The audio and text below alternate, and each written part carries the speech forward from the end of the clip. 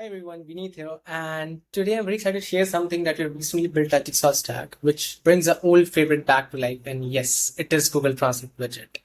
Now, it has been a default way of adding translation capabilities on any site. It has allowed developers, businesses, companies to make their content accessible all over the world. But as the web evolved, as there was introduction to like more better and new frameworks, for example, React, Next, etc., the need and expectations for both customers and the developers has somewhat changed. As the introduction to like an adoption for more and more dynamic websites, translation provided by Google Translate was not so great on those kind of websites. So what did we do? We took all of the good capabilities, things that Google Translate provided, and added a lot of things on top of it, and introduced Jigsaw Stack Translation Widget. Now, it has capability handle dynamic websites very nicely. It has fully customizable UI. You can basically customize any aspect of it. We have npm package support and a lot of things. So what you can do is you can head over to our GitHub repository and you will find a demo link here that basically takes you to a website which has translation widget initialized, and you can try it out real time there. We'll check it out in a couple of seconds.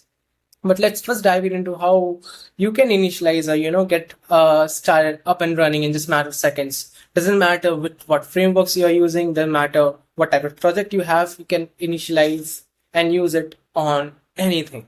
So we have mainly two ways of initializing and adding this widget in your project. First is in package way. That means you can just hit npm install or whatever package manager that you prefer. Just install this and initialize this in your project. We have example set up for React Next. So what you can do is copy over this, come up here, make a component, paste your code here, and just import it over on your layout if you're using Next.js, or if you're using React, then just head over to your app.tsx and paste it and it will be done. It is initialized in your project. The second way that we basically give to you for adding this thing is using script tags.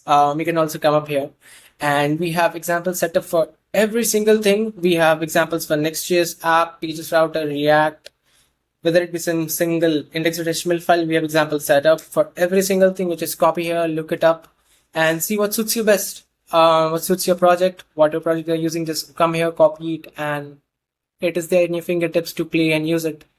Now, let's head over to our demo website and check this translation widget live. So here is the widget. So as you can see, I've already translated like in Chinese. So let's hit reset and let's try to let's do Hindi for now and see how this behaves. So as we do Hindi, voila, it basically picked up from the cache that we have stored. So we have percentage storage. So for example, if the person hot reloads or moves out from the website, close the tab, cache it doesn't disappear. It knows what it has translated, what is the language that it got translated to. It has context of every single thing.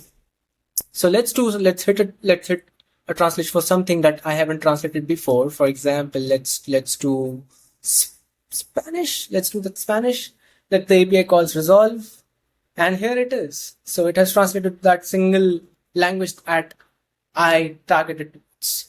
Let's head over to e-commerce page, let's say, and it automatically detects that the page has changed. It files translation and saves it in the cache. Now let's head over to our to a more complex page. Let's say, for example, Amazon, right? It is a lot text heavy platform. It has a lot of things here. So let's try to translate this. So let me try to inject this thing using console, and then let's see how that behaves. So yeah, looks good. So as you can see, that translation is initialized here. Let's try to do Hindi here. And it did. So it uses the cache that it has already stored. And for those contents that has changed or basically been updated, then what it saved last time got updated and got saved again. So as you can see, this page is fully translated in Hindi right now. And yes, that is a demo. So what you can do here is you can come to the repository and try it out. Let us know how is this, and I hope that you love it. Thank you.